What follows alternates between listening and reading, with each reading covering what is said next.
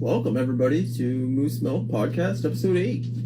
This is going to be about WandaVision, Episode 8. I'm Ryan, waiting for Matt. It's Friday night, having some beers. Let's talk some Marvel shit.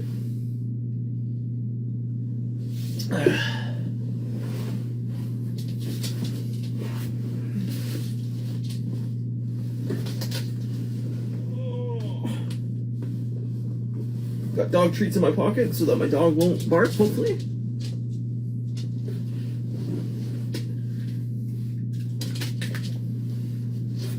And we just add Maddie to this.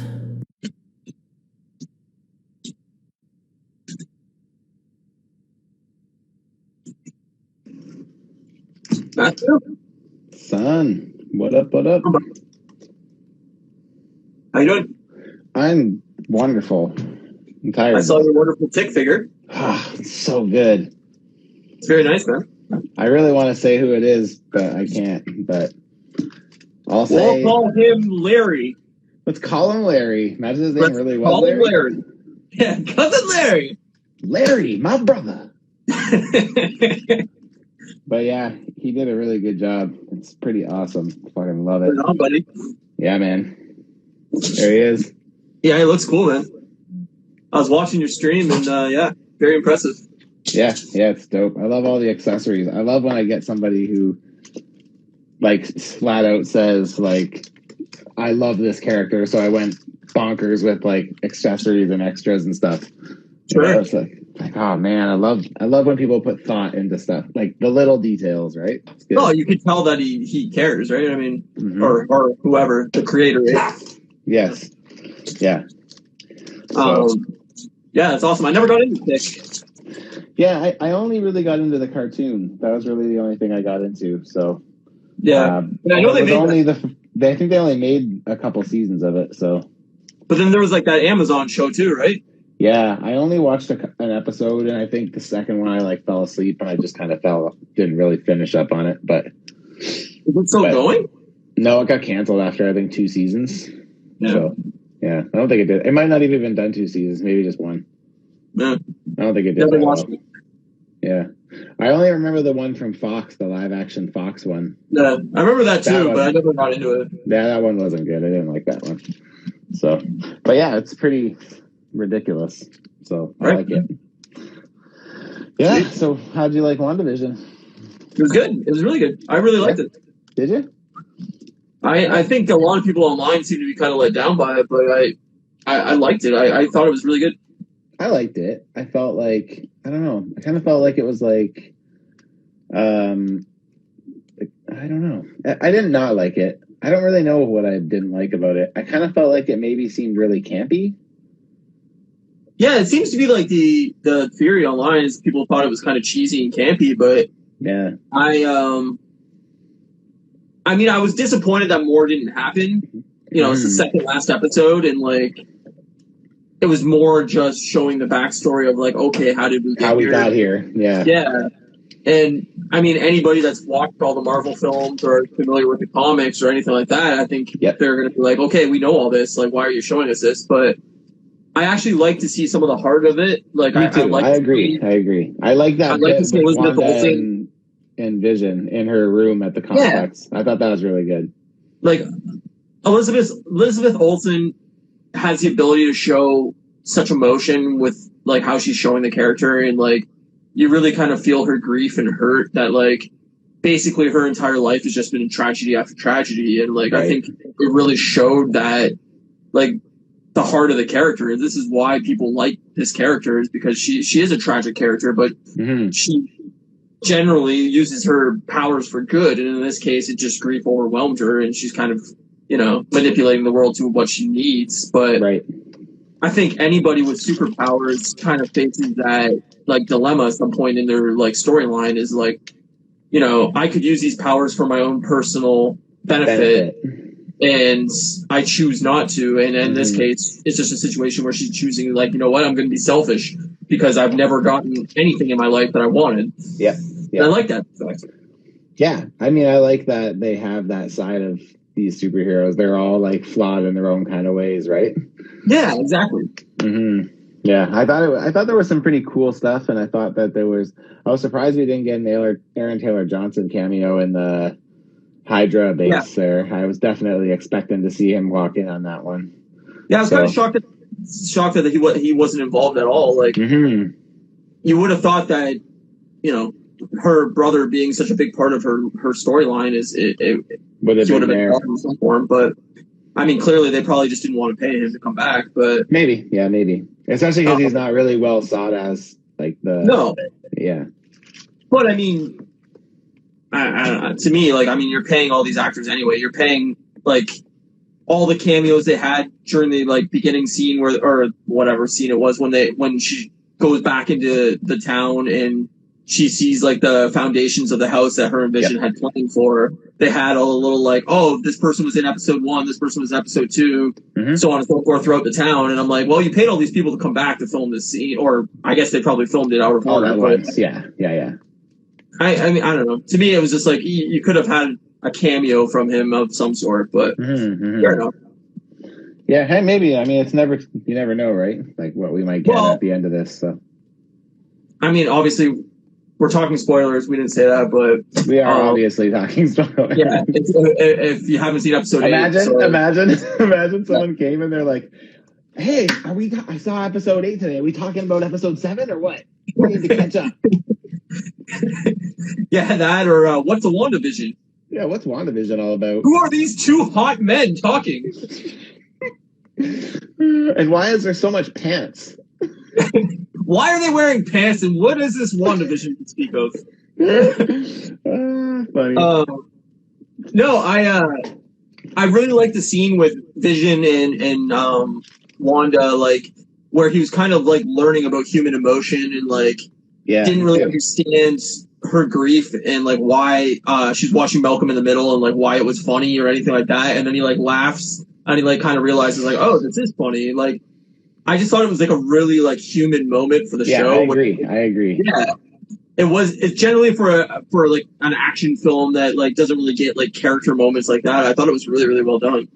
That was probably my favorite scene of that whole episode was seeing that part. It was funny because when Kate and I, we walked for dinner tonight and we were talking about it, and she said that she thinks the reason why it's hard for her to like get behind Wanda and Vision as a thing is like they really spent no time developing that. Like it's just like, hey, they met. Hey, she's like, he's consoling her, and then like, hey, now they're in love. Well, she's right. I mean, like, how many scenes out of all the Marvel movies added together is Wanda actually in? Yeah, like, true. Has like a relevant part where she's like has a speaking part. Even like it's generally like here's an action scene where she's using her magic to lift something. Say something about revenge and do your wiggles. Right. Like she really hasn't had like character moments where you can like, oh, I understand her purpose or her like desires or anything. So she's right in that fact. Like they didn't develop why Wanda and Vision had a love story really at all. They more like, I don't know. I think this is like very good because I think they realized that like they needed these character moments to really build the show and the world up. And if Wanda's going to continue in this world, in Doctor Strange or what have you, they need to have people be like, you know, I love this character. Like this is why. Yeah, they need to want to see her. Yeah. If she's going to be a big part of the MCU moving forward, like she needs these moments, and I think it was really well done. Yeah. You know. Spoilers, obviously, but like the end scene with Vision coming back online. Yeah. Clearly, Vision's going to be a part of this in some form, or unless he dies in the last episode. Yeah. My wife just joined us. She's in the other room. She doesn't want to listen to you talk from the same room, so. Yeah, it's I hope that they go that. I mean, they could go a few different directions if they kind of follow the comic books. When Vision was whited out, he was like non-emotive, like he was just a full-on android. Like he didn't really have like a personality, or he was just like the android on the team that was like, you know, whatever, right? So I wonder if that's the direction they go. But my other thing is, I wonder if he goes into the Hex, that Vision, does he? Oh, I think so. Okay, so if he does, is he just another is he another version of Vision, or does he take the place of Vision in that world? I think he's going to be another version of Vision, but I don't think that he's going to be like good. Like, I think they're building him up to be like I do too.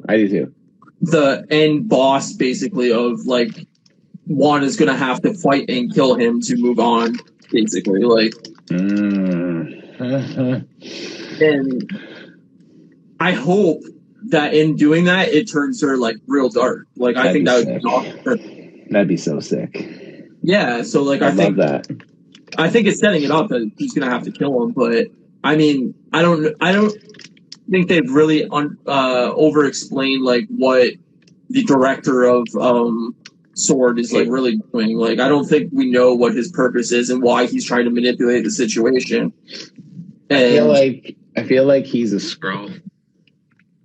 Oh, maybe. I mean, because remember when he showed everybody the footage of Wanda breaking into the thing, and it's nothing like what we saw on this episode? Right. I wonder if maybe he set that up by just imitating her, shooting it, and then like sharing that and being like, and then like, because the Skrulls are kind of associated with Sword too, right? So like there would be that connection there too. Yeah, I mean, I'm not really sure, but like clearly everything he's said so far is a lie. Like, I mean, he set up that she stole Vision's body. That wasn't true.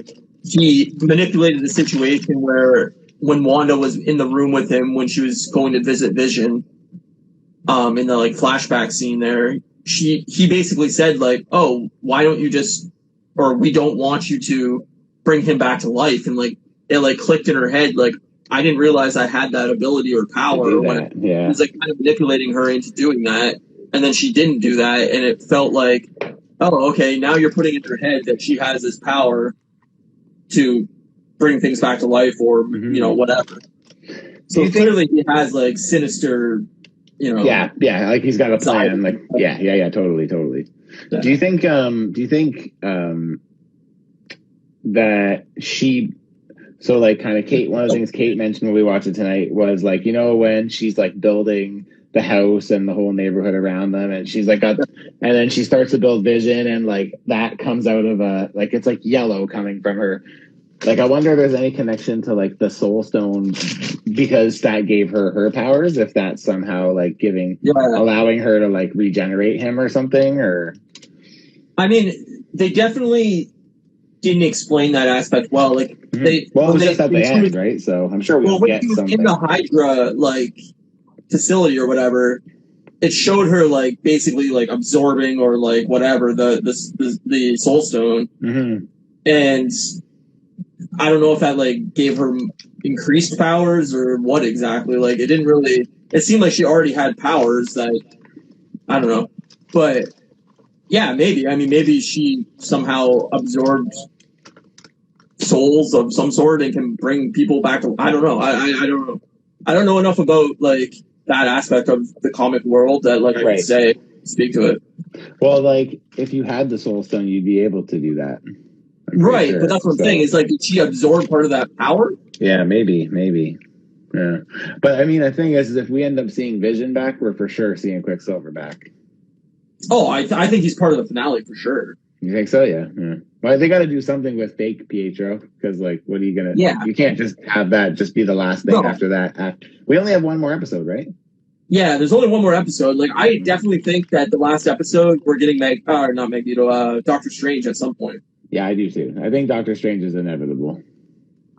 Like, I think it has to be, even if it's just a small cameo of him coming in at the end and like setting it up.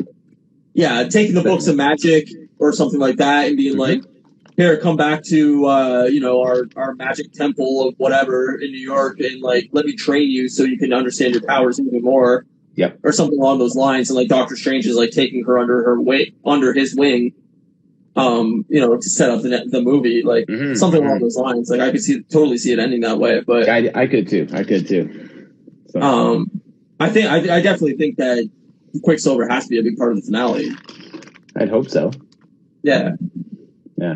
I mean, I guess that this would be the end of Quicksilver, like one way or another. Like, I just can't see them carrying on the X-Men universe version of Quicksilver further, and I can't see them bringing back Aaron Taylor Johnson in any like meaningful way. So yeah, because the thing is now that we know that fake one was not really him, it kind of counts him out as being replacing him. Yeah. You know what I mean? Because like if all of a sudden she replaced him and she's like, yeah, I like that version better. Like it just wouldn't happen, right? Like it just wouldn't happen. Yeah. No, you couldn't do that. So yeah, for sure.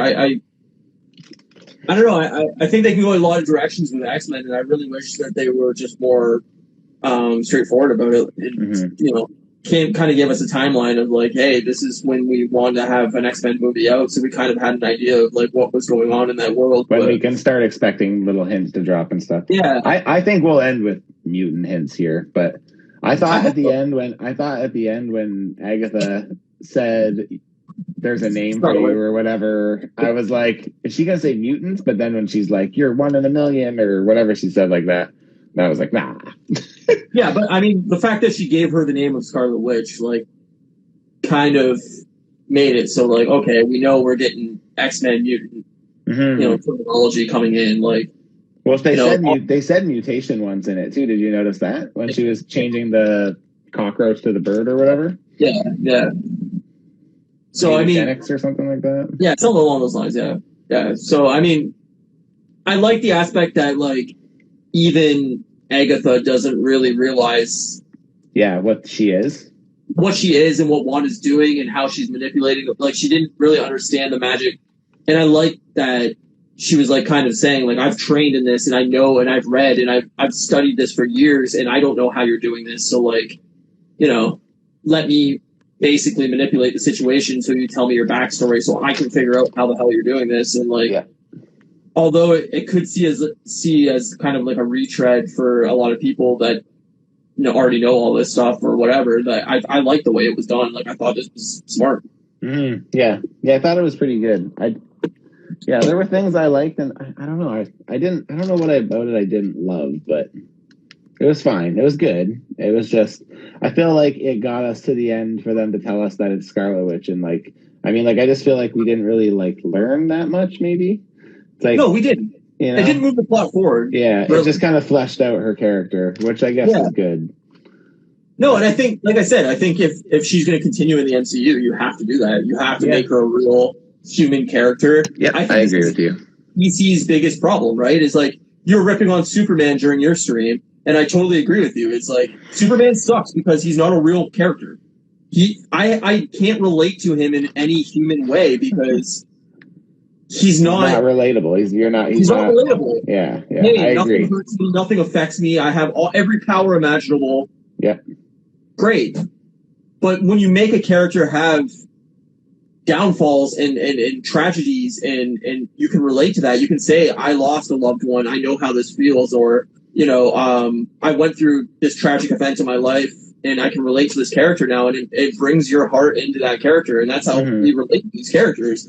Is like Spider-Man was always relatable because, he lost Uncle Ben, and you were like, man, like, I've lost, my dad or whatever, like, you can feel that character moment, and it makes you go like, yeah, he wants to do good even though he went through this tragic thing. So making that relatable moment, I think, is just super important. I think that's DC's biggest downfall is there's no relatable character. Yeah, I agree that there's no really relatable character. I just feel like they don't do a good job at like explaining their character. They're like, again, just giving them any real like validity for just being a guy in a suit. Like it's just right. Like even Batman, for the tragedy of him losing his parents and wanting him to do well, how many of us can relate to, hey, I'm a multi-billionaire that could just buy stuff to solve crime? It's like, it's not a relatable trait. Yeah. And I know like Iron Man's kind of similar in that way where he's just like, yeah, but he's got the alcohol thing and he's got the, so there's relatabilities there where he has his demons and it's like, who doesn't, right? Exactly. And like, I've always, like that, I don't know, same as Wonder Woman. Like Wonder Woman's, I think, a really cool character, but again, it's like this Amazonian warrior princess, and I'm like, who can relate to that as a person? Like, there's no relatable traits there. It's funny because I remember that's what I thought about Thor, MCU Thor, and then when they decided to like go sideways and like make him funny and then have him relate to the fact that like, he doesn't have his dad anymore, and it's like what it's done to him, and like even like the whole thing with him fucking up killing Thanos or whatever, right? It's just, I totally agree. It's like I can understand how that could be like pretty fucking heavy, right? And it's like it really takes that character to a different level. Yeah, the first 2 Thor movies are bad because there's nothing relatable about them, really. It's true. It's just boring. I mean, it's not boring, but it's just not. It's not exciting. Yeah. But Ragnarok really made that character a human character. I agree. And I think it's the same as like Captain America. Even really like is like he's not really a relatable character. But then when you think about it, he's like he's just like a scrawny, kind of nobody dude that like wishes he was bigger and better than he is, and it's like he's too Superman-y to me, where he's like I'm totally good all the time, and I don't really have these like negative like I want to do a bad thing sometimes like traits at all. You know what I mean? Like he's too positive in some forms, but like he still has that relatable human moment of like I'm just a normal guy that got powers, and now I want to use them for good, and like I think that's lit. But yeah, I don't know. I like where it's going. I really hope the finale is like really knock your socks off good kind of thing. I really have high hopes for it. It's supposed to be 50 minutes long, so. Oh, good. That's nice. Yeah, I like when Kevin Feige said that the ending it ends tragically, and I think he said something like that. And I was like, yeah. I mean, that's. And they said there wasn't season 2. Oh, okay, that's good to know. Yeah, so this will be the end of it. So, but that makes sense though. Like this is not one of those things. I feel like you really have to force it to go to a season 2. Like, what do you think is going to end up happening with her kids? Are they real? I don't know. Like that's the thing I didn't really understand was like, if Vision isn't a real thing, are the kids a real thing? Like, I didn't really get that aspect of it. And like like at the end, Agatha's holding them through like the lassoed around her neck type magic thing, and like I'm like, well, if they're not even real, like, is there real danger here? Like, I don't know. Right. Yeah, I feel like that maybe is something that, I don't know. Honestly, I'm not sure how they're going to approach that. Like, do I think that the kids are going to stay alive? I only think they're going to because I feel like they're going to show up in Young Avengers. Those characters are part of the Young Avengers, and we know we're getting that. So I feel like they're going to tie in there somehow, but like, I don't know. So, it doesn't make sense for them to be real. But in the comics, it was the same thing where it didn't make sense that they were real, but they were. So are they just like I know they're like pieces of Mephisto's soul or something in the comics, right? Yeah. So do we think that like that's going to be the reveal in the finale? Is that like there's this Mephisto deal that she made that like gave her children, and Agatha's kind of been using magic and shit to manipulate the situation to give her children? Because like clearly if Vision's not real, I mean, I don't know how they could be Vision's children anyway. It's not like he has like a reproductive system that like he ain't got no dick, or maybe that's what I mean. Fat. Like he's fat. Like I don't really understand how that. I don't really understand how that whole situation would work, regardless. But yeah, like I just don't know how the children are real. Like other than they have to explain it through magic or Mephisto or whatever the hell situation it was. But if they're not real, then like there's no drama there. Like, okay, kill my mythical children. I don't care. Yeah, but she's obviously attached to them already. So I mean, well, yeah, there would still be emotional shit to go through there, right? Because like that would probably be pretty tough for her to lose Vision and the kids. I guess, but like Vision was an actual thing. Imagine Vision just becomes a lava lamp. Maybe what do you want to do tonight, hun? They can cut out his stomach and he can be the next Krang. Yes, sounds good to me. Put a little alien dude in his stomach, he's good to go. That'd be great. Yeah, I mean, I don't know. How do you carry on these children into future MCU movies? Like, I know. I don't think it makes much sense to like, okay, Wanda's going to be in Doctor Strange, but she also has to deal with these two kids. Like, nobody wants to see that. Yeah, that's true. Like the one thing I don't want to see is kids. Well, I mean, You know? they'll figure a way out to explain that, right? And I'm sure that wouldn't really be a big priority of the story or anything. But No, but I'm just saying if you're introducing them as characters, then they have to continue in some form. yeah.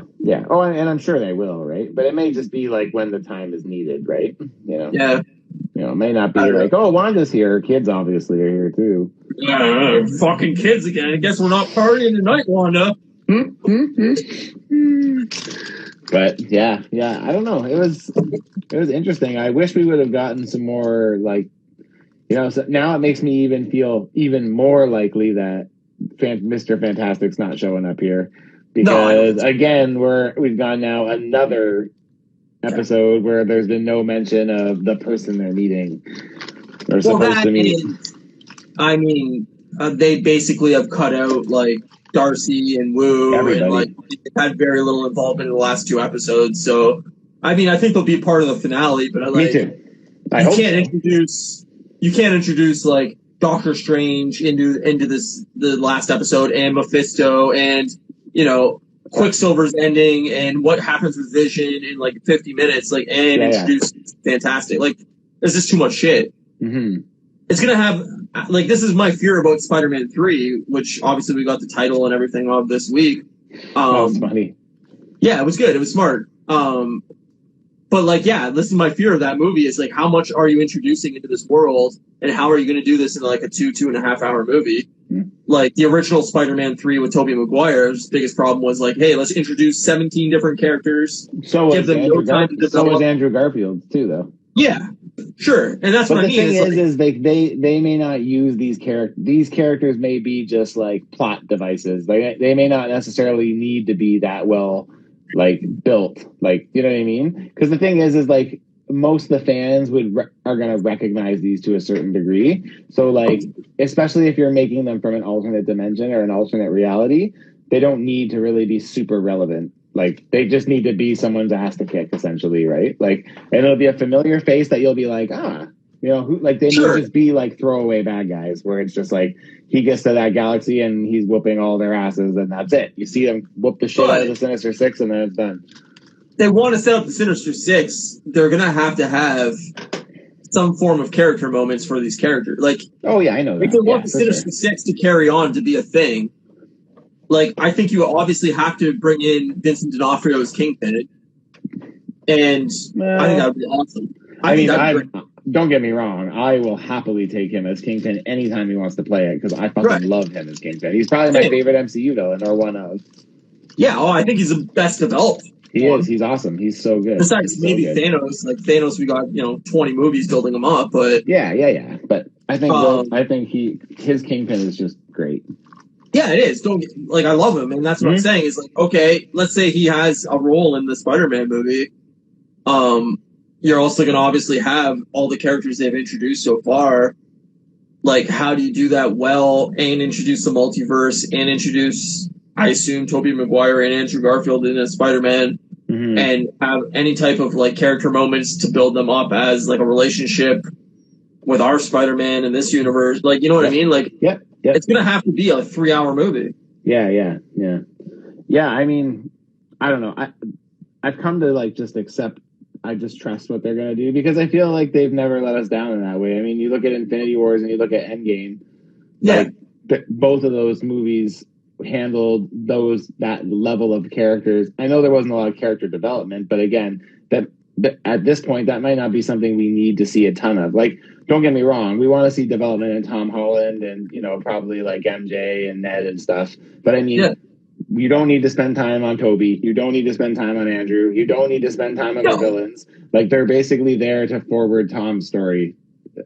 Right, and I agree with that. Like, they're going to have I assume, like a 5-10 minute segment each, where it's going to be like a sweet action scene in their universe. They're going to meet our Spider-Man, and then they're going to have a character moment, and then they're going to fuck off for the rest of the movie. Like, I can't see them sticking around for, maybe they're in the end big fight scene or something like that, where like all 3 Spider-Man are swinging around, like fucking up, Dr. Octopus or some shit like that. I do think we'll get something like that. I do think so, but But like, I can't see them being like a part of the main plot for 45 minutes. You know, like I think they'll be in a segment. They'll disappear for the next hour and a half. Yeah, I think so too. Back. I think it'll end with him utilizing help from the other two, but I don't think it'll be a whole movie where it's that. I just don't see that happening. But I don't know, maybe. So I don't know. I just think like to bring in like Dr. Octopus and Green Goblin and like all these things, like you have to have Tom Holland have some kind of character moment with them to like understand why they're villains and like why he needs to fuck them up or whatever. Like again, I think you're looking at it too big. Like you don't need to look at it that big. These characters are characters that people recognize. Like if someone was going to go and see this new Spider-Man because Tom Holland's or because Tobey Maguire's Spider-Man's there, if that Doc Ock shows up, whether he's in the costume he was in a Spider-Man 2 or something different, they're going to be like, holy shit, that's Doc Ock. Like we don't need development on any, like those characters could literally all be in a split scene second and that's it. It's like fan service. And why wouldn't they talk it up? Like it's only getting everybody else talking. You know what I mean? Do you think after this movie that they introduced Tom Hardy as like into this world as Venom or as Venom? Unfortunately, but yes, I do think so. I think they're gonna. I don't know if they'll take the opportunity to do it right here, but I think I don't think right now. I'm saying the opportunity. Yeah, I do. Yes, I do. Yeah, so which sucks then for me because I don't like him as Venom, but that's just me. Well, don't get me wrong. Venom as a movie was abysmally bad. Yeah, I liked Venom when he was Venom, but I didn't care for what's his name as Tom as Eddie Brock. He didn't do it for me. I agree with you. Like exactly. Like I think Venom. I love Venom. Like Venom's one of my ultimate favorite villains in any universe ever. Yep. And I think that goes back to those like old Sega Genesis games of like Maximum Carnage, like Separation Anxiety and oh yes. I can't remember what the other one was called, but remember Maximum Carnage? Maximum Carnage, yeah. I played this game today while I came. It's the Maximum Carnage version too. That's awesome. Yeah. Yeah. Like I was obsessed with those games. Me too. You remember back in the day when you could get like Kool-Aid packets and they'd have the points on the back of the Kool-Aid packets? Yep. And then you could turn in those points for things? Yep, I do. Yeah, so for like literally years of my life, I had a cup over the sink, and every time I had a Kool-Aid packet, I'd rip off the point and put it in that cup. And I had one of those point sheets where Maximum Carnage was one of the rewards. If you saved up like 10,000 Kool-Aid points, is that how you got it? Carnage.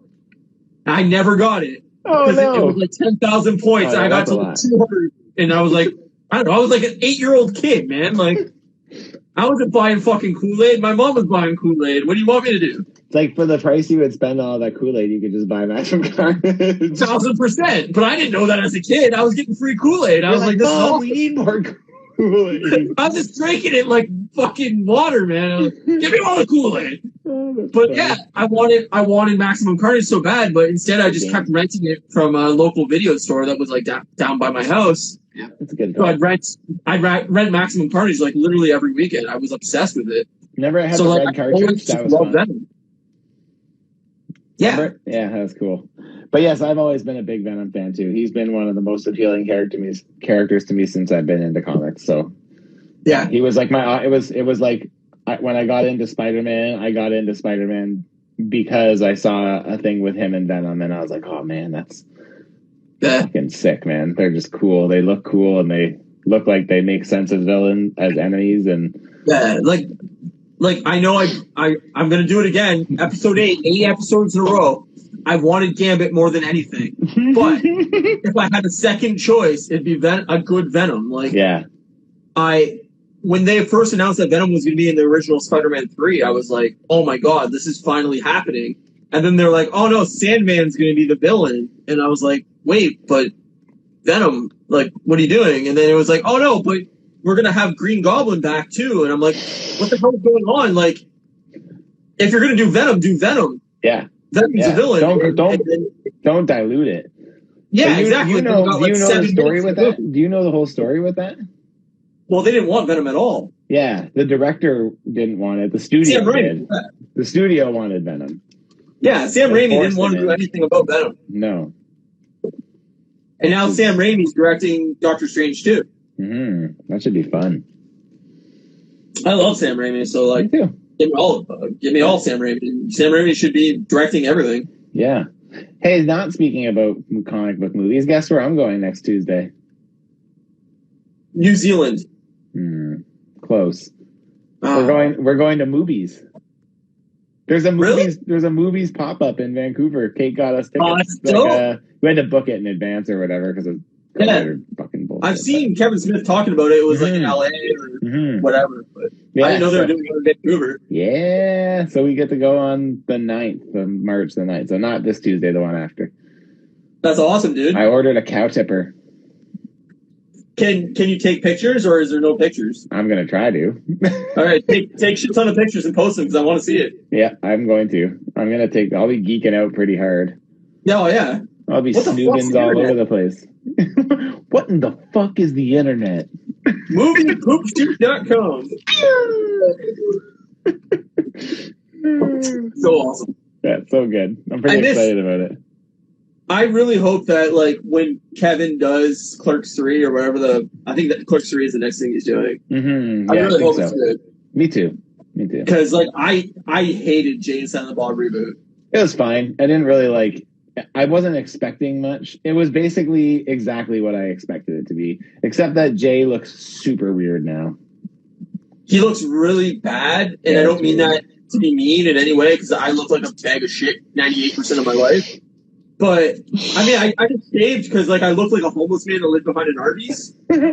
So I was just like, yeah, I gotta clean this up. But he looks so bad that like he doesn't even look like the same character. Like, yeah, I know. I agree with you. He looks like his like face is swollen. He got stung by a bunch of bees.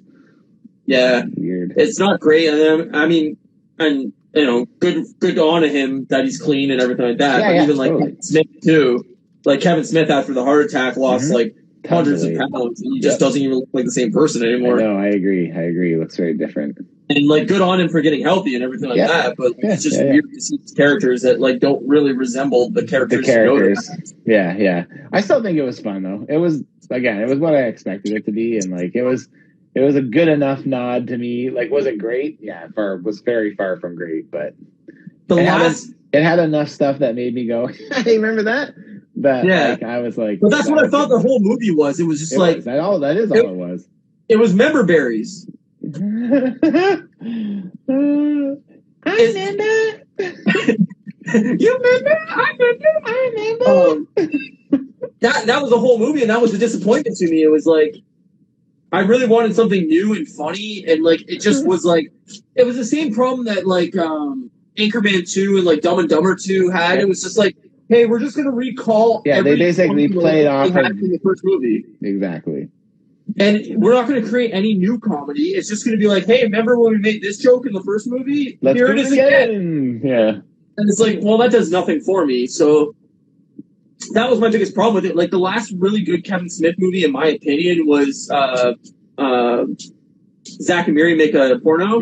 Great movie. Like, I love that movie. Me too. I think that's one of the most underrated comedy movies of like the last 15 years, whatever. I don't even remember when it came out, but I think that movie is super underrated. And, I agree with you.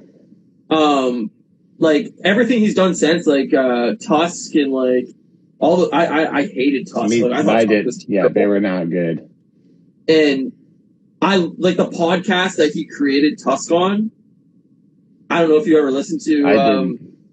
It's hilarious. Is it? Yeah. Like, what's it called? Fat Man in a Coat or something, or what is it called? What's that? What didn't it have? What didn't it use? He changed the name, right? Oh, he's changed like a lot of the names of his podcasts like multiple times, but this is his original podcast. I can't even remember, but yeah. Anyway, regardless, he talked about it on that podcast, and he created the entire movie on a podcast, and that's what Tusk was developed from. But it just. The movie didn't work. Like it just. Yeah, I definitely agree with you there. Definitely didn't work. And then he was supposed to. Well, he did the second one, which I don't even remember what it was called. Moose Knuckle or something, wasn't it? No, that was the third one. He didn't make the third one. Oh, good. It was supposed to be Moose Jaws. Was the third one. and it was gonna be Jaws with a moose. Right, I remember that. I'm glad that didn't get made. It's probably for the better. I guarantee it's for the better. But yeah. I love Kevin Smith. Like, me too. All of his other movies I loved, and it's just like, I don't know. I think he's just too much of a burnout now. Like, I just don't think he has the comedy chops anymore. Yeah, maybe. Like, I would say he's always really ridden on the lapels of the View Askew universe. You know what I mean? Sure. But I think, like, maybe this is, like, blasphemy to a lot of people, but, like, I think Clerks 2 is better than Clerks. Yeah, I know that is a blasphemy to a lot of people. I'll say that I find it's more enjoyable than Clerks 1. I think it's funnier. Because here's the thing, is like, I know a lot of View Askew fans hate Clerks 2. I really, really love Clerks 2. It is one of my favorite movies of his. I do see all the stuff that people point out and say is better about Clerks 1. I see what they're saying, and I don't disagree with them. For me, the comedy from Clerks 2 hits me at a time that's more relevant to when I was, like, into those movies. You know what I mean? Because, like, I did watch Mallrats when it first came out, but I never watched Clerks until, like, I think I saw Dogma and realized that this was all, like, one big universe. And then, like, that's when it got me again, right? It's a shared universe. Fucking hook, line, and sinker every time for me. It's like... See, so, like, yeah. I loved Chasing Amy. I also love Chasing Amy. One of my favorite films that he's ever done. I think Chasing Amy's brilliant. I agree. I watched it not that long ago. I watched it probably like a long time. I should rewatch it. Still holds up really well. Yeah. And I when I seen the trailer originally for Jay and Silent Bob, I thought it looked terrible. Like, when I remember when I first saw that trailer, I was like, I refuse to ever watch that movie because it looks fucking abysmal. And then a bunch of my friends were like, no, you have to watch this movie. It's fucking funny as hell. And I was like, all right, I'll give it a chance. And, like, we sat down to watch it, and I was, like, crying, laughing the entire movie. So, I mean, I'm notorious for that, where, like, I judge something very quickly off of a trailer, and then I'm not going to ever watch that. And then I do watch it, and I love it. Yeah. It's the same as Guardians of the Galaxy. Like, I hated that first trailer. But, yeah, like, I think Zack and Miri is his last good movie. And that was, like, what, 15 years ago? Something like that? I want to say 2008, but I could be completely wrong. I have no idea. That's a great movie. It's phenomenal. Yeah, phenomenal. Very good. Very good. I also wanted to call out that, like, you know, I think it was episode 2 that we did together. We talked about why she was relating all of the sitcom-y aspects to, like, old sitcoms. Yep. We called that exactly. I know you did, not me. You did. I was like, yeah, it's probably from her childhood, like, in Sokovia. Her parents probably had, like, old copies of American shows or something like that, and I was fucking spot on. When I was listening to the podcast guys that I listen to, the Weekly Planet guys, they've been doing recaps of WandaVision, and they always bring up how, like, they're in Australia, and, like, a lot of sitcoms that, like, did shit for us here in North America were, like, massive there. And he kind of said something similar. He's like, I bet just being in Europe, she grew up with all this stuff, like, after the fact, because, like, it comes to them later, right? So my biggest regret now for this entire series is that they didn't have an elf sitcom moment. Oh, that would have been funny. Imagine to have, like, a random alien sidekick for, like, an episode would have been fucking awesome. Where's your cat? Exactly. That's a missed opportunity that they should have had Elf back. That would be fucking hilarious if they did that. Or even like a Muppet-esque episode where, like, everybody was puppets. Like, Buffy did that. Like, the original run of Buffy. There was like might have been Angel. I think it was Angel. There was a puppet episode where everybody was puppets, and, like, that's like Community too. Community does that kind of stuff too. Right. So perfect. They should have done, like, a Muppets-esque, like, 80s style, weird sitcom style show. I think that's, like, a huge missed opportunity. Yeah, I think it has to work with the type of show, but in this situation, I feel like it would work. It would work in WandaVision. Elf would have been perfect. The kid's running around to have a cat. Elf's chasing the cat. Vision's like, what's going on? That'd be funny. Elf. Melmac. I loved Elf, man. I have all of them. I know you do. So good. I know you do. I know you love Elf. That's why I brought it up, because Elf is so good. Elf is awesome. It's funny. I don't know if did you ever watch that show? Elf? Yeah, I loved Elf. Yeah. Like, I don't know when the last time you watched it was, but like, I remember when I bought the DVDs, like, I obviously watched it from front to back.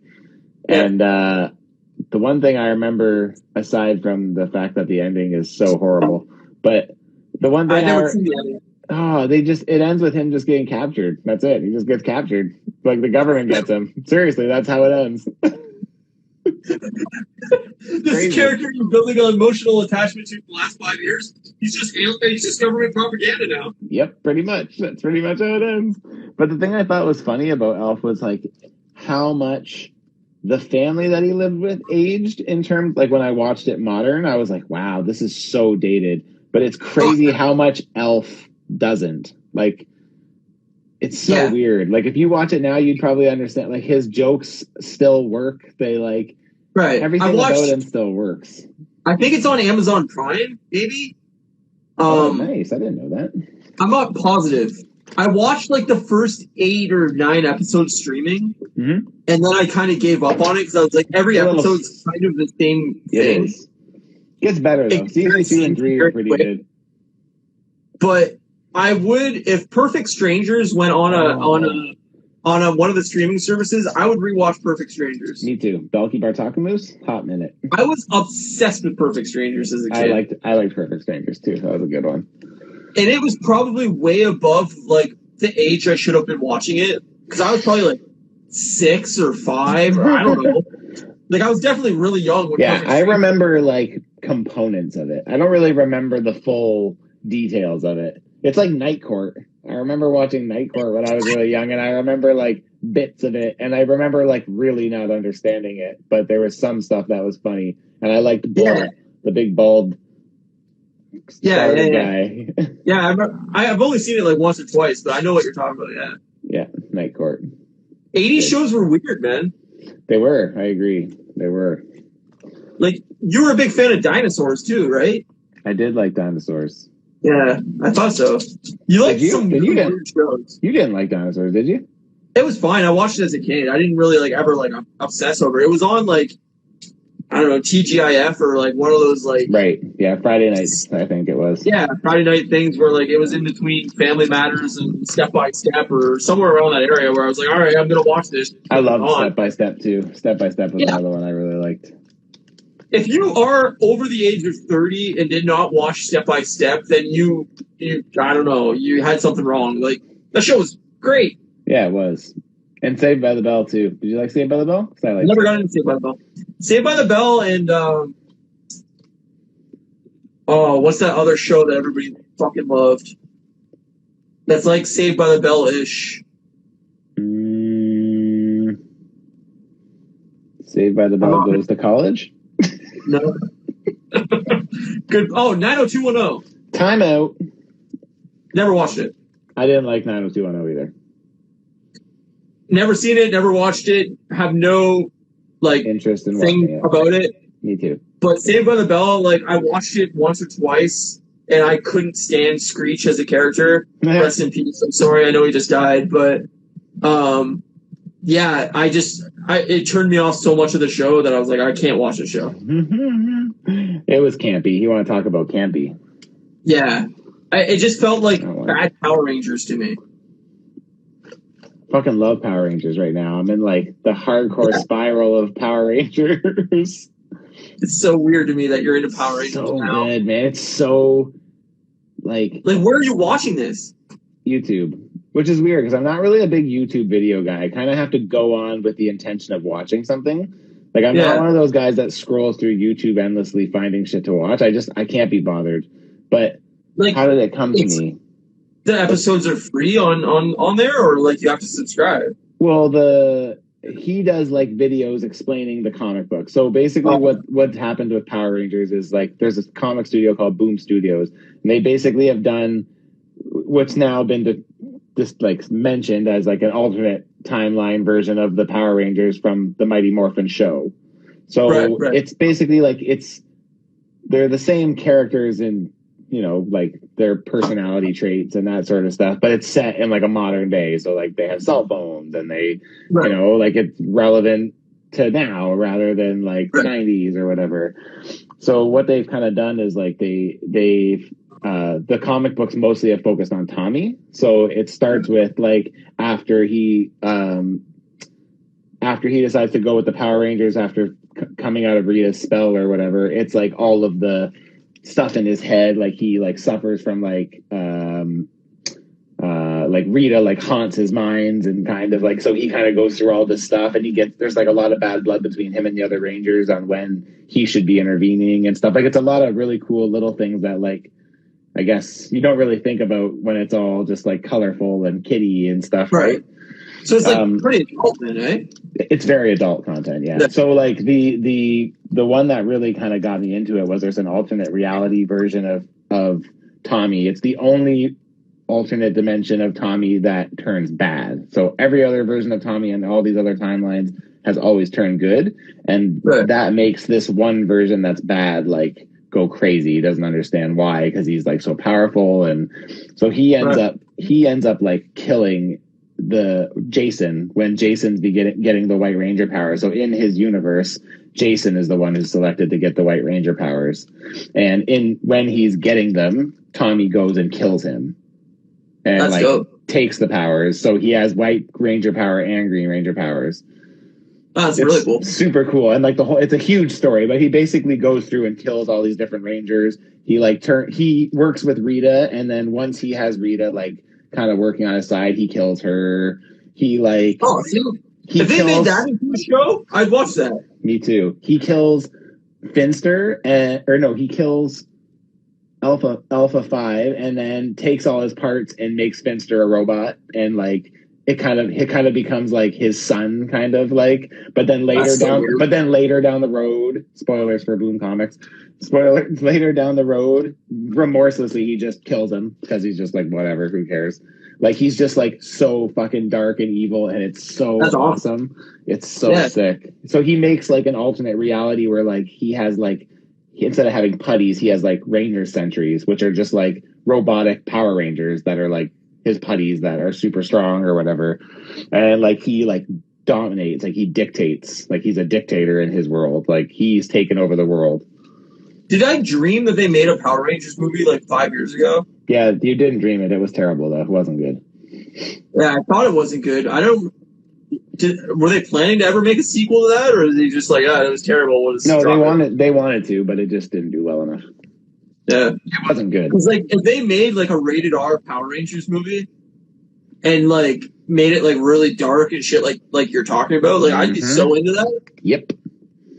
Yeah, like just like the new Mortal Kombat movie where they're making it like a very hard R. Clearly, I'm like, I'm so into this. Like all they had to do on that trailer was have what's his name, rip Jax's arms off, Sub-Zero. Yeah, it was awesome. When that happened, I was like, I'm in.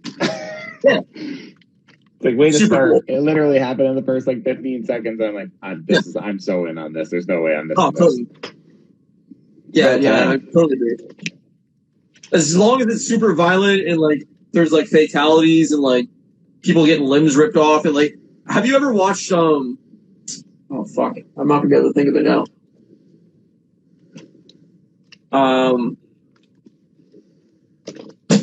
The Raid, the movie The Raid. No. You need to watch that. The Raid. It's like Indonesian action film. I have heard about this. It's the one with the guy and he like cuts off. It's just limbs flying everywhere, right? It's so brutal. I've never seen an action film this brutal. It's so well choreographed, and like there's a sequel too called The Raid 2. Yes, I think I actually have looked it up because someone told me that. I don't think I've watched it, but I think I've seen. Anybody that wants to watch an uber violent action film, like I'm talking like a hard R, definitely check out The Raid and The Raid 2. Like, it's all subtitled because it's Indonesian. All the actors and stuff are all like very foreign actors that clearly like don't speak English, but like it's so well shot and so well choreographed that like there's nothing like people talk about John Wick as like a very violent, like awesome action film, and it's got nothing on John Wick. Nothing on The Raid. The Raid is like 7 times as violent. Like people are getting limbs cut off. There's blood. Like it's brutal. Hell yeah! And it's awesome. I highly recommend it. I like that. That sounds good to me. Yeah, check that out. Cool. Yeah, that's not on like Amazon or like Netflix or anything. Is it might be. I haven't checked. I own both the Blu-rays, so I haven't looked recently. I remember back in the day, The Raid was on Netflix, but it might not be anymore. I'm not sure. You know how that goes. When you want to watch it, it's not there. Yeah. They'll recommend you titles that are like it, but it's never there. I've seen Kill Bill enough, although I do like it. Kill Bill's amazing, but sure is. Yeah, it might be on Amazon Prime or it might be on Netflix. I'm not sure. Did you see any of the new content? We're running tight on time, but did you see any of the new content on Stars on Disney Plus? Did you have a look through? I was going to speak about that, and I totally forgot about it. There's some good stuff on there. Awesome. Yeah. I'm so happy if that anybody I can watch doesn't anything know, there.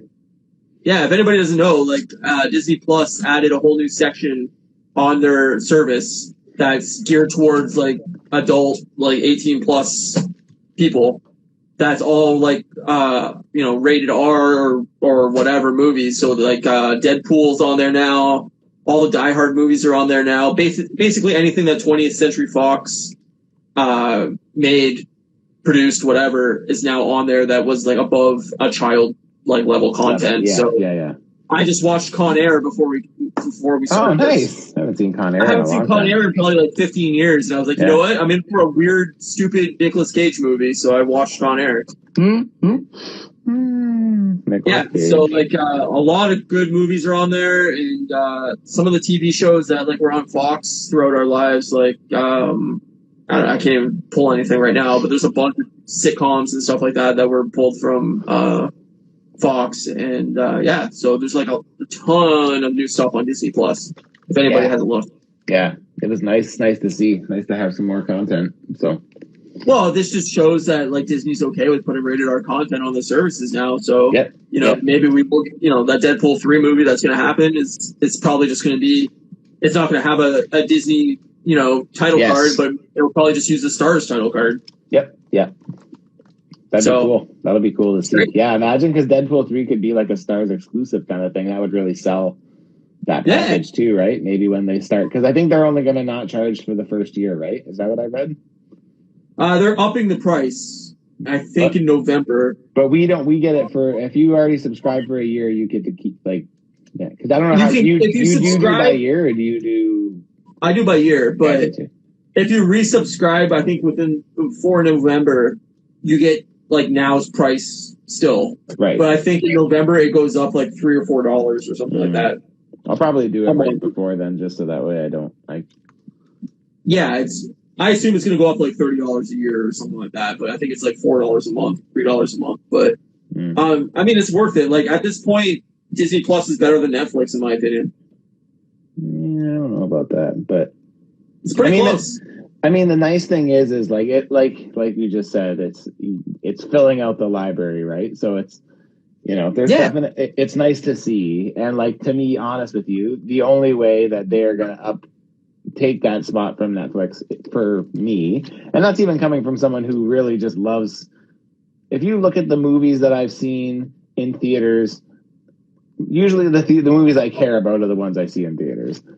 If you look at the movies I've watched in theaters in the last 5 years, there's probably 3 that weren't MCU or Star Wars.